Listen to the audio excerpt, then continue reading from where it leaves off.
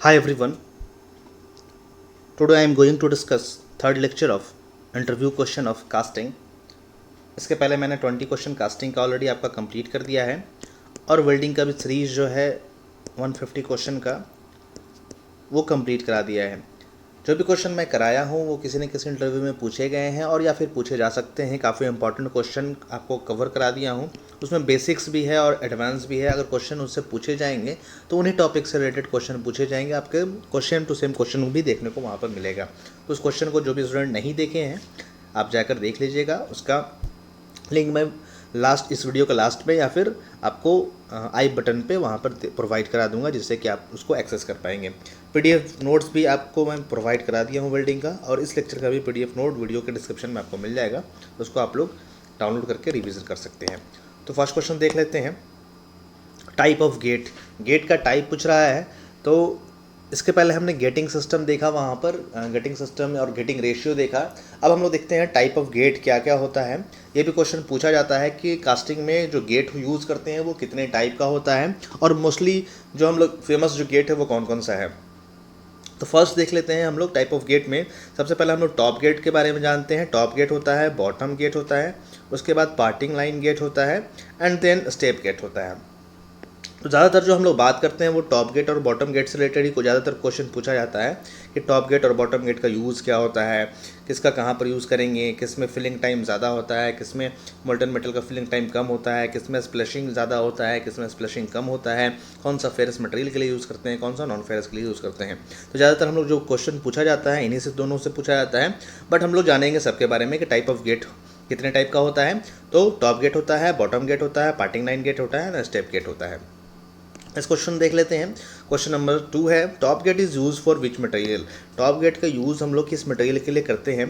Because top gate होता है जिसमें कि गेटिंग जो होता है एलिमेंट या बोल सकते हैं इनगेट जो होता है वो जस्ट एबव होता है मोल्डिंग कैविटी का या मोल्ड कैविटी का, जिसकी वजह से यहाँ पर टर्बुलेंस, जब मोल्टन मेटल ऊपर से आ रहा है तो डायरेक्टली वो इंटर कर जा रहा है, तो यहाँ पर टर्बुलेंस और स्प्लैशिंग जो होगा वो ज़्यादा होगा। जिसकी वजह से अगर हम लोग यहाँ पर नॉन फेरस यूज़ कर लेते हैं तब वहाँ पर प्रॉब्लम क्रिएट हो जाएगा, ऑक्साइड का फॉर्मेशन ज़्यादा होगा वहाँ पर और प्रॉब्लम क्रिएट हो जाएगा, वहाँ पर डिफेक्ट्स आ जाएंगे। तो इसलिए इसका यूज़ हम लोग किस में करते हैं, फेरस मटेरियल में करते हैं, फेरस मटेरियल। अब यहाँ से क्वेश्चन ये भी पूछ सकता है कि फेरस मटेरियल के लिए कर रहे हैं, ठीक है। तो टॉप गेट में या फिर बॉटम गेट में, दोनों में किस में आपको फिलिंग टाइम जो होता है वो कम होता है, जो मोल्टन मेटल का फिलिंग टाइम है किस में कम होता है। तो टॉप गेट में जो मोल्टन मेटल का फिलिंग टाइम है कम होता है, बिकॉज यहाँ पर वेलोसिटी ज़्यादा है और ज़्यादा इसको मोल्टन मेटल को ट्रेवल भी नहीं करना पड़ रहा है, डायरेक्टली वो मोल्ड कैविटी में इंटर कर जा रहा है। तो टॉप गेट में फिलिंग टाइम जो होता है, फिल करने का टाइम, मोल्टन मेटल का फिलिंग टाइम वो कम होता है, लेस होता है। ये आपको ध्यान में रखना है। तो टॉप गेट से एक क्वेश्चन बन सकते हैं, और क्वेश्चन जनरली यही पूछा भी जाता है कि टॉप गेट का यूज़ किस मटेरियल के लिए करते हैं। टॉप गेट का यूज़ हम लोग फेरस मटेरियल के लिए करते हैं, बिकॉज यहाँ पर स्प्लैशिंग और टर्बुलेंस ज़्यादा होता है, तो फेरस मटेरियल के लिए सुटेबल है। अब हम लोग बॉटम गेट के बारे में बात कर लेते हैं। Bottom gate is suitable for which material, bottom gate का किस मटेरियल के लिए सुटेबल है। तो बॉटम गेट में यहाँ पर टर्बुलेंस स्प्लैशिंग की चांसेस बहुत कम होती है और ना के बराबर होती है, इसलिए इसको हम लोग नॉन फेरस मटेरियल के लिए यूज़ करते हैं। इसका रीज़न वही है, लेस टर्बुलेंस एंड स्प्लैशिंग, इसलिए इसको हम लोग नॉन फेरस मटेरियल के लिए बॉटम गेट का यूज़ करते हैं। और जैसा कि मैंने बताया यहाँ पर फिलिंग टाइम जो होता है मोल्टन मेटल का, मोल्टन मेटल फिलिंग टाइम यहाँ पर ज़्यादा होता है as comparison to top gate. इसके बाद हम लोग देख लेते हैं most commonly used gate is, जो मोस्ट कॉमनली यूज्ड जो गेट होता है वो कौन सा होता है। तो मोस्ट कॉमनली यूज्ड गेट जो होता है वो हम लोग पार्टिंग लाइन गेट यूज़ करते हैं, बिकॉज पार्टिंग लाइन गेट में क्या होता है, मोल्ड कैविटी के जस्ट ये मिडिल पे रहता है, दो पार्ट में डिवाइड होता है मोल्ड कैविटी, और कुछ पोर्शन के लिए ये as a top gate use करते हैं और कुछ पोर्शन के लिए एज अ बॉटम गेट ये यूज़ होता है। तो इसलिए यहाँ पर मोस्ट कॉमनली जो यूज़ करते हैं वो हम लोग पार्टिंग लाइन गेट का यूज़ करते हैं। क्वेश्चन नंबर 4 देख लेते हैं। Gate which is used for very large size object, वैसा गेट जो लार्ज साइज ऑब्जेक्ट के लिए यूज़ करते हैं। जब भी ऑब्जेक्ट का साइज़ काफ़ी लार्ज हो तो उस केस में हम लोग जो यूज़ करते हैं गेटिंग सिस्टम या गेट, वो हमारा यूज़ होता है स्टेप गेट, बिकॉज यहाँ पर स्टेप के फॉर्म में हम लोग मोल्टन मेटल का सप्लाई करते हैं वन बाय वन, जहाँ पर रिक्वायरमेंट होते जाता है हम लोग स्टेप बाय स्टेप यहाँ पर मोल्टन मेटल को मोल्ड कैविटी में सप्लाई करते हैं। तो मोस्ट कॉमन अगर लार्ज वेरी लार्ज के लिए कौन सा हो जाएगा, स्टेप गेट। और मोस्ट कॉमनली कौन सा होता है आपको, पार्टिंग लाइन।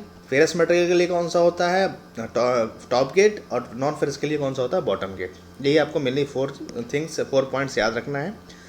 अब काफ़ी ज़्यादा इंपॉर्टेंट क्वेश्चन है ये क्वेश्चन। अगर आप लोग कास्टिंग टॉपिक बताए हैं या कास्टिंग से इंटरव्यूअर पूछ रहा है तो फंक्शन ऑफ राइजर पूछ ही देता है।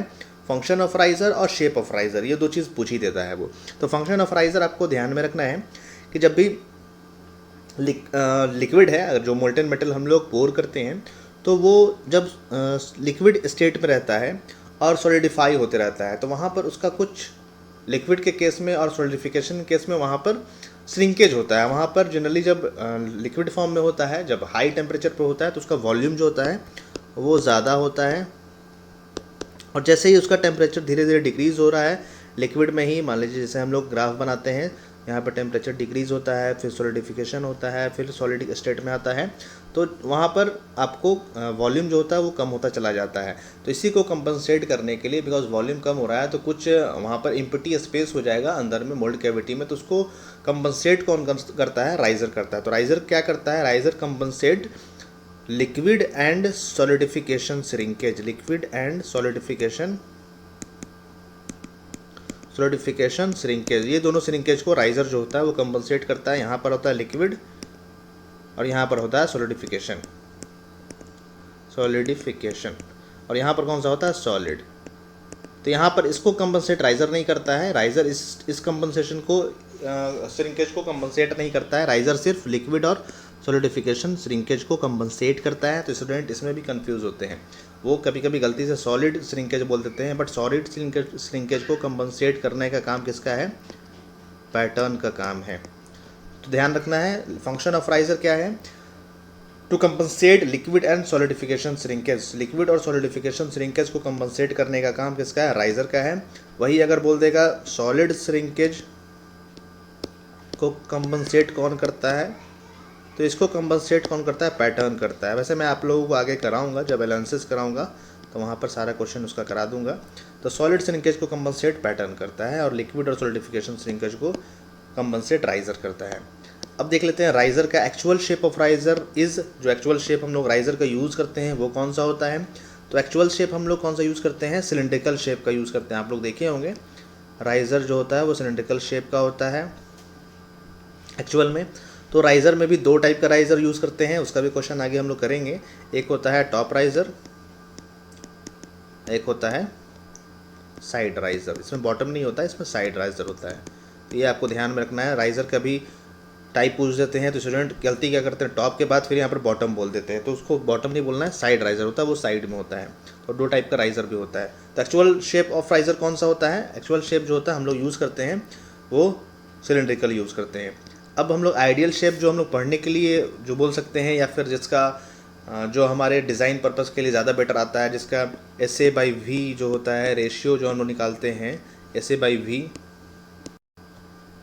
वो आपको स्फेरिकल के केस में वो लेस होता है। तो SA/V लेस ही होना चाहिए। अगर ये आप लोग न्यूमेरिकल बनाए होंगे तो वहाँ पर देखे होंगे, ये स्फेरिकल के केस में लेस होता है। बट एक्चुअली यहाँ पर स्फेरिकल शेप में प्रॉब्लम क्या होती है, एक तो यहाँ पर प्रोडक्टिविटी की इशू होती है, बिकॉज अगर स्फेरिकल हम लोग बनाएंगे तो वो बनाना पॉसिबल भी नहीं है, और प्रोडक्टिविटी हमारा डिज़ाइन का जो राइजर हम लोग बनाएंगे वहाँ पर उसका प्रोडक्टिविटी डिक्रीज़ हो जाएगा। और एक और इशू होता है कि यहाँ पर जो सॉलिडिफिकेशन होता है वो साइड से होता है राइजर में, तो बीच में जो होता है मोल्टेन मेटल आपको रिमेन रह जाएगा और साइड सॉलिडिफाई हो जाएगा, तो यहाँ पर इशू होता है।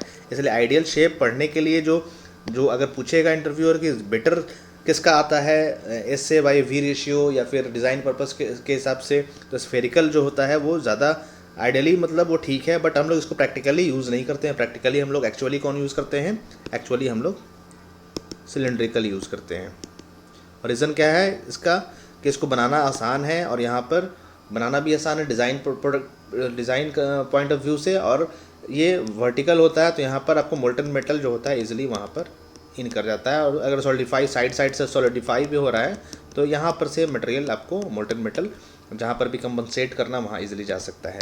क्वेश्चन नंबर 9 देख लेते हैं। What is air aspiration, air aspiration होता क्या है।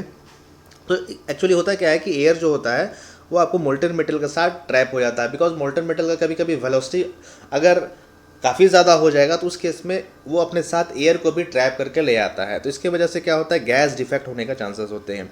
तो वही बोल रहा है air trapped due to high velocity of air, high velocity of the air, high velocity of the air, या बोल सकते हैं हाई वेलोसिटी ऑफ, यहाँ पर लिख देंगे मोल्टेन मेटल,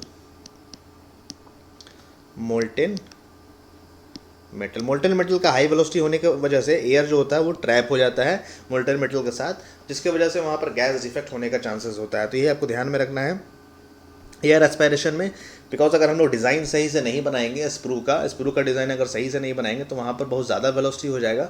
बहुत ज़्यादा वेलोसिटी होने के बाद मोल्टेन मेटल साथ में अपने साथ वो एयर को भी ट्रैप कर लेगा, एयर भी साथ में आ जाएगा, जिसकी वजह से वहाँ पर गैस डिफेक्ट होने का चांसेस होंगे। तो एयर एस्पायरेशन इफेक्ट को कम करने के लिए जो साइज़ होता है वो कैसा साइज़ होता है वो हम लोग को बताना है। तो to avoid air aspiration, what is the ideal shape of sprue, जो स्प्रू हम लोग यूज़ करते हैं पोरिंग बेसिन के बाद जो स्प्रू होता है वो आइडियल शेप कैसा होता है। आइडियल शेप जो होता है वो पैराबोला होता है, बट पैराबोला जो होता है बनाना जो होता है वो पॉसिबल नहीं होता है, इसलिए हम लोग क्या करते हैं, to reduce the manufacturing difficulty shape of the sprue will, यहाँ पर विल होगा, will be tapered cylinder, shape of the sprue will be tapered cylinder हो जाता है, मतलब टेपर्ड सिलेंडर मतलब इस टाइप का होता है, सिलेंड्रिकल नहीं करेंगे, टेपर्ड सिलेंडर कर देंगे, ऊपर में एरिया ज़्यादा होगा, नीचे में एरिया कम होगा। तो आइडियली कौन सा होना चाहिए, स्प्रू आइडियली जो होना चाहिए वो पैराबोला होना चाहिए, बट डिज़ाइन के डिफ़िकल्टी को कम करने के लिए, मैन्युफैक्चरिंग डिफ़िकल्टी को कम करने के लिए हम लोग क्या करते हैं, शेप ऑफ स्प्रू जो होता है वो हम लोग टेपर्ड सिलेंडर कर देते हैं। तो ये था इस लेक्चर का लास्ट क्वेश्चन। अब आपके रिवीजन के लिए क्वेश्चन है, what is the flowability, flowability क्या होता है, और ये टर्म जो होता है वो किससे रिलेटेड है वो भी बताना है, सैंड से रिलेटेड है या फिर मोल्टेन मेटल से रिलेटेड है, मोल्टेन मेटल से रिलेटेड, ये आपको कमेंट में कमेंट करके बताना है। मैं आपको लास्ट लेक्चर में ये बताया था कि फ्लोएबिलिटी जो है वो किसका प्रॉपर्टी है, सैंड का है या मोल्टेन मेटल का, ये आपको बताना है। तो वीडियो को यहीं पर स्टॉप करते हैं। इससे रिलेटेड जो भी डाउट होगा आप वीडियो के कमेंट में कमेंट करके पूछ सकते हैं। इसका PDF भी आपको प्रोवाइड कर दिया जाएगा वीडियो के डिस्क्रिप्शन में, आप लोग वहाँ से डाउनलोड कर लीजिएगा, बिकॉज बार बार जो होता है लेक्चर देखना पॉसिबल नहीं होता है, तो लेक्चर आपको 1 से 2 बार देख लेना है, जिससे कि आपके सारे पॉइंट्स माइंड में सेट हो जाएंगे। उसके बाद रिवीजन के लिए जो भी मैं क्वेश्चन यहाँ कराया हूँ उसका क्वेश्चन का आंसर और क्वेश्चन दोनों PDF में अवेलेबल है, आप उसको डाउनलोड करके अच्छे से उसको रिवीजन कीजिएगा, बिकॉज ज़्यादा से ज़्यादा रिवीजन कीजिएगा तभी आप वहाँ पर right answer at a time दे पाएंगे, बिकॉज इंटरव्यू में माइंड काफ़ी फास्ट वर्क करना चाहिए कि क्वेश्चन वहाँ से राइज हो और आपका थिंकिंग माइंड में सेट हो जाए कि हमको क्या वहाँ पर बताना है और कितने अच्छे से एक्सप्लेन करना है। तो उसके लिए आप जितना ज़्यादा रिवीजन करेंगे उतना बेटर आप आंसर वहाँ पर परफॉर्म कर पाएंगे। तो हम वीडियो यहीं पर स्टॉप करते हैं। Thank you so much. Video को देखने के बाद लाइक और शेयर ज़रूर कीजिएगा और चैनल को सब्सक्राइब भी कर दीजिएगा, और वीडियो के डिस्क्रिप्शन में टेलीग्राम और फेसबुक का लिंक भी है, आप चाहें तो वहाँ पर भी ज्वाइन करके क्वेश्चन पूछ सकते हैं। Thank you so much.